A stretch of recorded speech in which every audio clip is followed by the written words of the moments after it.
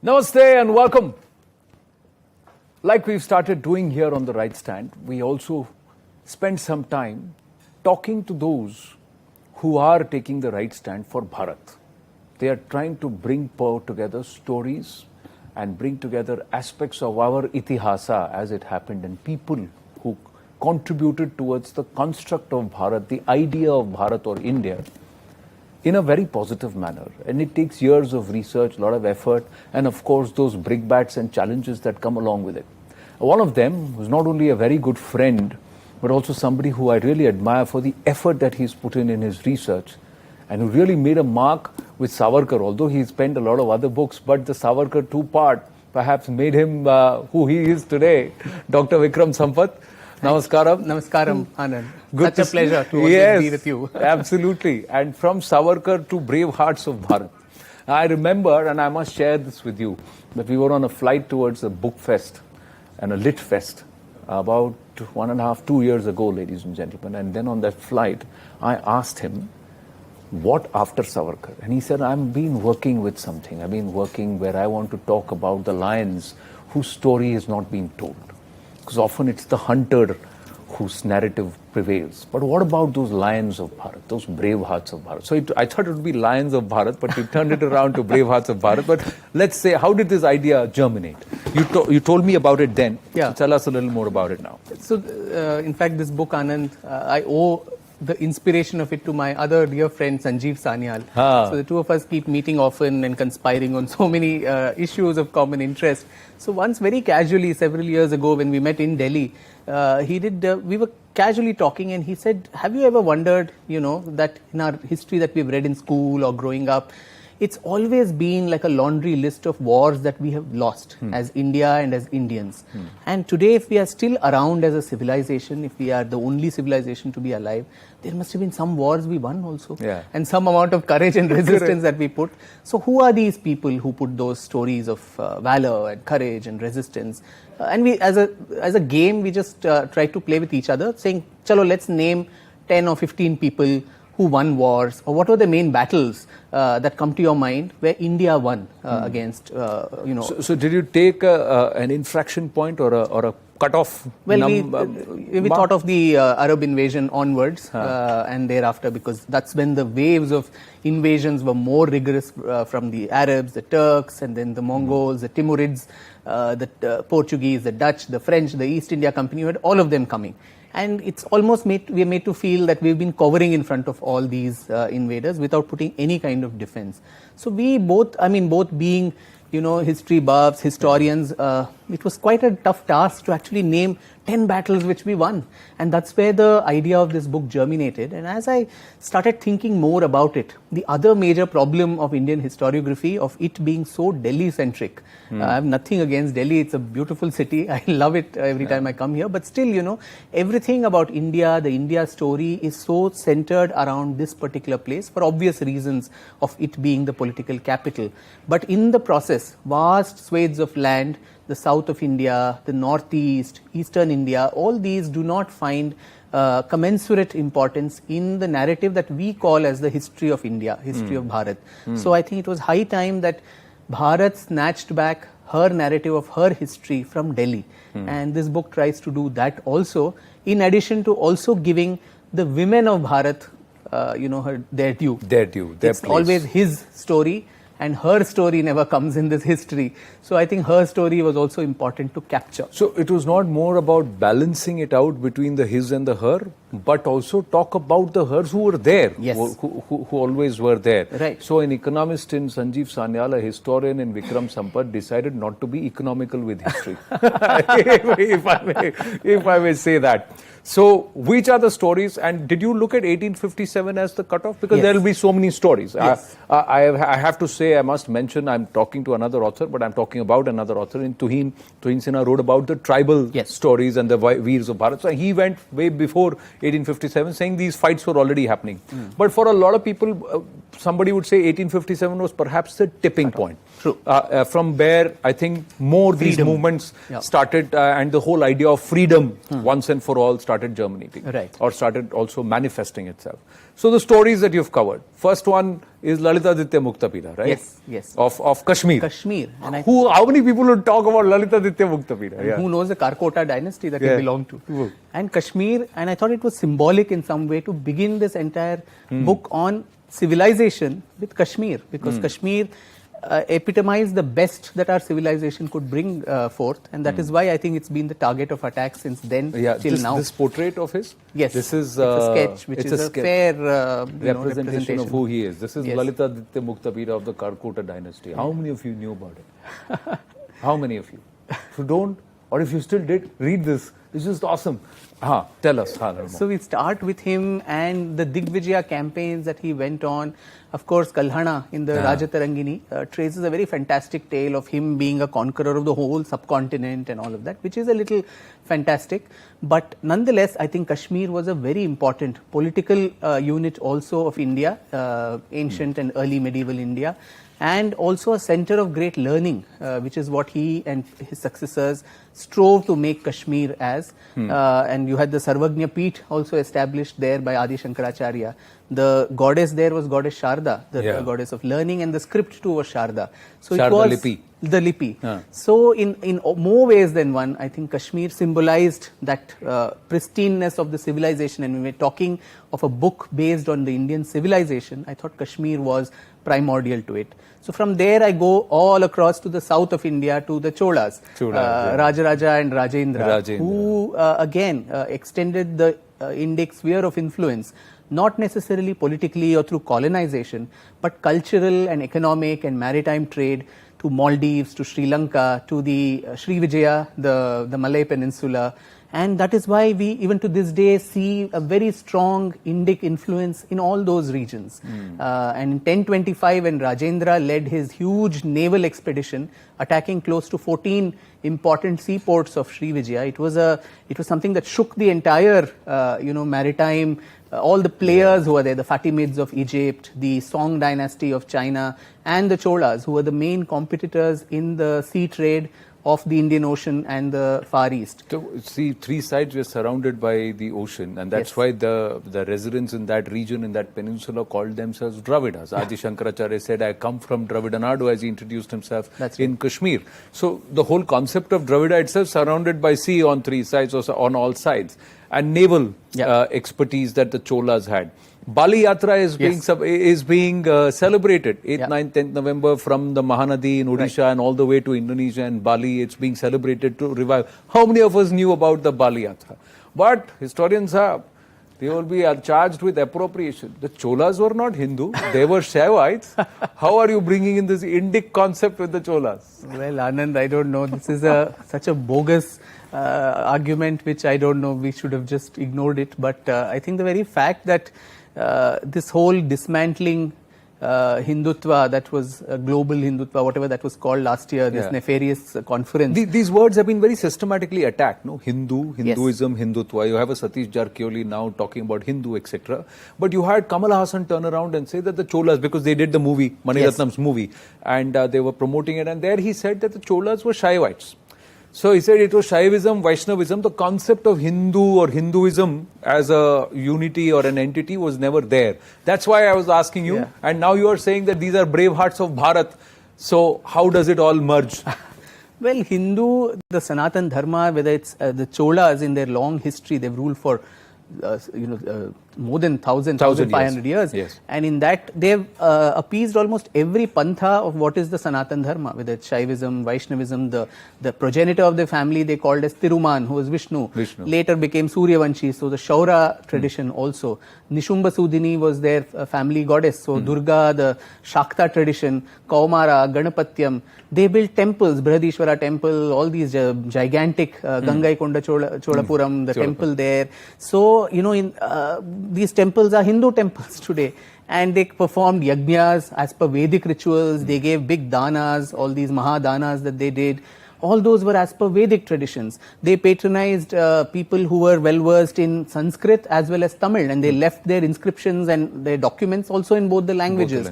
So today, for us to get back and talk this kind of thing, I think it goes to that very campaign, Anand, that dismantling global Hindutva. They know that the Sanatan Dharma is a huge omnibus. There are so many streams. One part of it is the Vedic core perhaps, but animism or shamanic rituals, that Bhutaradhana of Kantara that we saw, or Tantra, the tantric rituals are completely at odds with what the Vedic rituals do.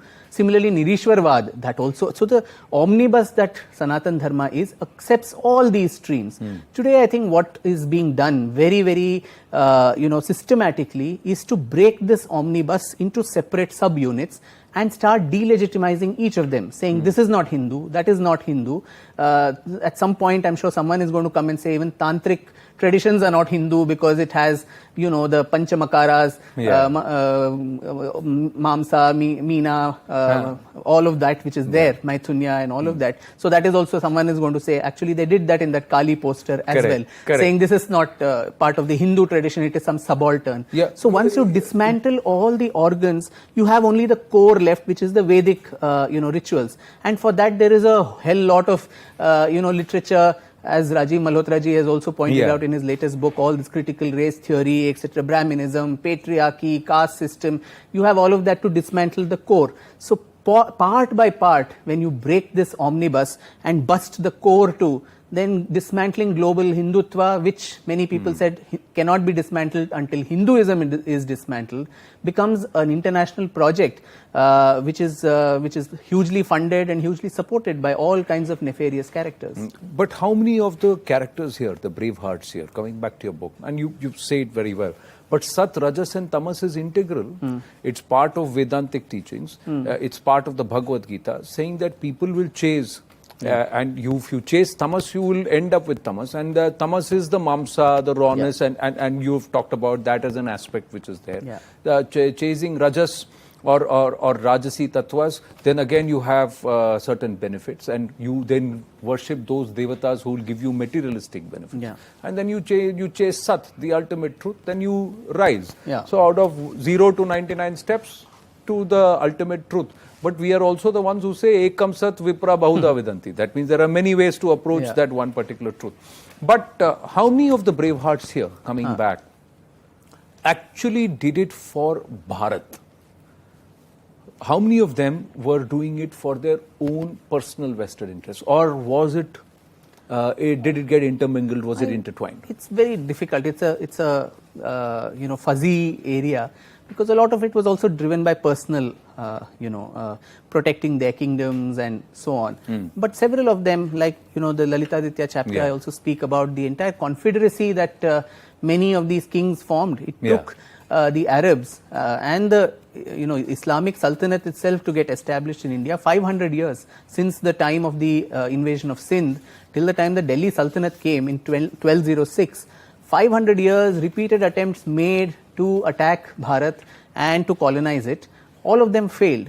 So there was some kind of a confederacy of people also that was formed. Nagabhatta, Bappa Raval, Pulakeshin, Vikramaditya, Danti Durga, all of them coming together, Lalitaditya and Yashovarman joining hands and pushing the Arabs back. Similarly, even when Naiki Devi of Gujarat, she pushes back Muhammad Ghori. Some of them she asks for help even from Prithviraj Chauhan and others who refuse, unfortunately, but she gets support from some of the other chieftains, local kingdoms. So I think it was a combination of maybe the concept of Bharat as a political entity was not as rife as it is today, though it was always a cultural, a spiritual and a civilizational entity that circulated everybody. But politically, to fight for the nation may not have been a concept for many people, though in some cases we do see that they didn't want them to probably enter Aryavarta, maybe to not enter this region, the Mlechas as they were called. So for that, to that extent, there were lots of alliances and unions that were formed. Similarly, I mean, many centuries later, in the Lachit Borphokon chapter, the Ahoms, they combine with the smaller Rajas of Kuch Bihar and all these other places to form a confederacy against the Mughals. Similarly, even in a small little town in Karnataka, the Ullal, this one, the Rani Abbakka, she forms alliances with the Keladi Nayakas and the Zamorin, the Samudrin of Calicut, and then they form a confederacy to push the Portuguese back. Velu Nachiyar in Tamil Nadu, I talk about how she joined hands with Hyder Ali and some of the other local chieftains to push back the East India Company and the Nawab of Arcot. So I think there is a combination. You can't purely say it is for Bharat, but there is some element of patriotism also, I think, imbued in it. Last 2-3 days, we've been having this discussion around the concept of Hindu, the word Hindu itself, because it was challenging. It came from Persia. So Professor Nachiketa Tiwari had a very interesting observation. He says as early as 445 AD, Chinese authors have mentioned the whole concept of Shindu, or Shinto, how they've called it, and where they say that they may all be broken into different kingdoms, each fighting with each other.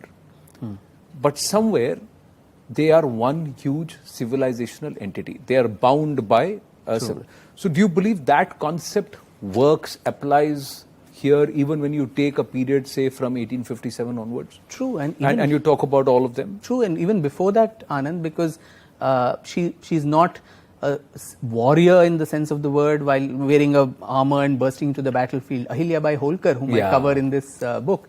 But I've included her because she was a civilizational warrior. Correct. She understood the importance of uniting this nation civilizationally, spiritually and culturally. And she very cleverly chose the places that she wanted to be renovated from the previous waves of iconoclasm. She chose all the 12 Jyotirlingas. She chose the 7, Puris, as mentioned in the Garud Purana.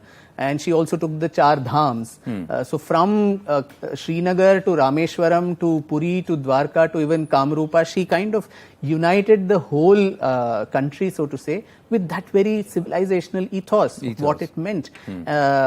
We just talk about the Kashi Vishwanath Mandir, the Somnath Mandir that she spoke, but she even got the water from the Ganga to be made available in temples in South India, so that feeling that is there for the holy Ganga is felt even deep south. So what was that if there was no concept of this Bharat or this sense that we are one civilization? So I think that from Adi Shankara's time, when he established the mathas in the 4 cardinal points, to an Ahilyabai Holkar, this sense was always there, a common sphere of cultural circulation that went through the length and breadth of this land. And as the Vishnu Purana had always said, that Uttaram yat samudrasya himadraschaiva dakshinam varshatad bharatam nama bharati yatra santati.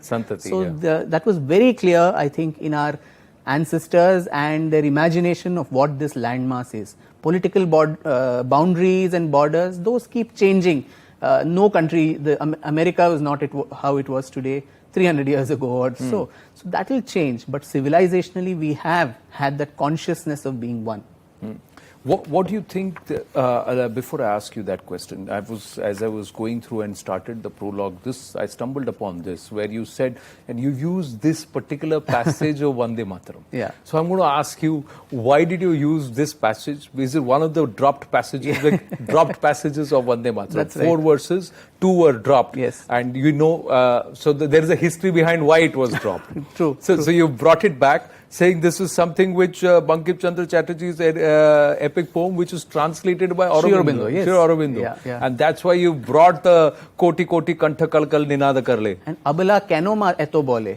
So why do we call you an Abala Ma when there are so many Koti Kanthas are singing your praise, and you have so many Bhujay Dhrita Karatala Wale. So, you have so many arm, shoulders. Abala Keno Eto Bole. Why do we have to call you a Abala when you have so many people singing your praise and double the number of, brave arms who are there to defend you? So since this book is the story of these very defenders of that same Ma, whom we have always thought of as being Abala, a weak nation which has succumbed, I thought that was most appropriate to start the book with a stanza from Bankim Chandra. And not just that, Bahubala Dharanim, Namami Taranim, Ripudala Varanim, Mataram, Vande Mataram. Yes. So I just thought, did you deliberately choose the passages which were dropped because of political reasons, and because there are those entities in our country who said we cannot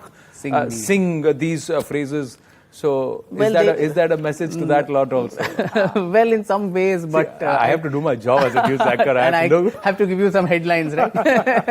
No, but I think that opposition has always been there. But I thought, our conception of Bharat Mata or Bharat and the resistance itself, that has a history to it. And since this book deals with those very civilizational battles, Bankim Chandra and Sri Aurobindo, when he called this land as Bhavani Bharati, gave it that, and that's how the revolutionaries saw Bharat. All over. In Maharashtra, it was Bhavani. In Bengal, it was Durga. In Punjab, Chandi. So they were all looking at Bharat Mata as this very, very strong and also militant kind of a version of how Durga is seen, to imbue that sense of strength which had somewhere been emasculated over the centuries of so many defeats and so on. So I thought this book needs to bring back that very martial spirit that had gone away. And in our historiography too, the defeatist kind of stories that we've heard, I thought this stanza evokes those very sentiments and wipes away all these defeatism and negative thoughts. You believe somewhere this was a deliberate conditioning, Doc? We've got about 3-4 minutes, so I just want to dwell on a larger context. That is it important for us, and many believe Bharat is now going through an awakening. And somewhere this awakening is also about understanding where we come from and looking at itihasa as it happened and what is not being told to us. Because over the last 75 years, if not more, is there perhaps amidst all this narrative building, is this deliberate to try and tell us that we are weak, we need to be ruled, we need to be governed, and we are inferior? Very true. Is this a deliberate conditioning which we need to break out of? Yes, and that's a colonial hand-down, Anand, which I think the British started. Of course, the Persian chroniclers and others kept deriding us, saying the Hindus don't even have a sense of history writing, as Al-Biruni and others wrote. And once it came down to Macaulay and all the others, it was that there's no knowledge in India, there's nothing that they have of their own. And this was dinned into our heads that right from that myth of the Aryan invasion that was created, our earliest people have all come from outside. The destiny of you and your land is to be ruled by people from outside, thereby justifying their rule over us. We give this land civilization, education, culture, otherwise you were a set of barbarians. And so thereby justifying that foreign rule, which is what the British did, saying this is just one episode in the pattern of your long historical existence. And that we very subconsciously, I think, imbibed even after independence, when ideally after independence there should have been the revival that we are seeing today. But unfortunately, I think in the decades after freedom, our historiography has been so caught up in the stranglehold of ideology, the Marxist ideology of how we look at history, which further complicated this handover.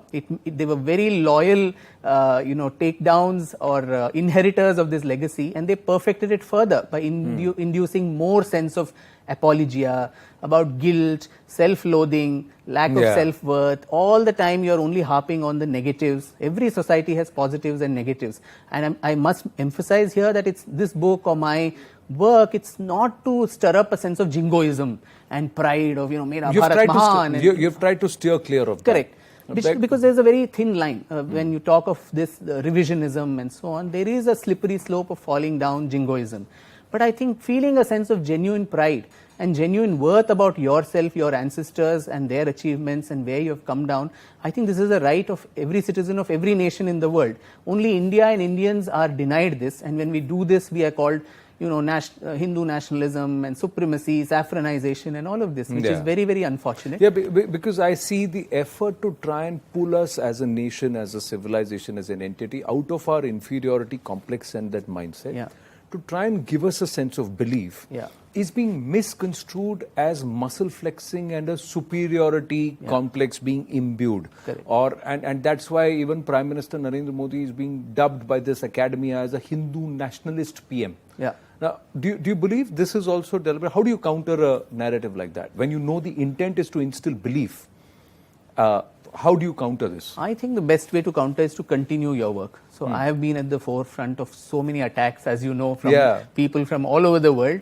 But some even saying, how can you call him a historian? He's a fake, etc. I may be recognized by the Royal Historical Society of UK, but then that's not enough. And I have a PhD, that's not enough. So anyway, be that as it may. But I think the best way to counter, if you really have to, there's no point answering anybody. You have to continue with your work, and as individuals, as groups, as a nation, And I think that's what Mr. Modi does. He doesn't stand by to answer anybody. He's on his mission, which he goes on and on about. Barking dogs on the way may bark. So I think that's the only way to deal with it. And I think once India's emergence and resurgence is inevitable now. Whether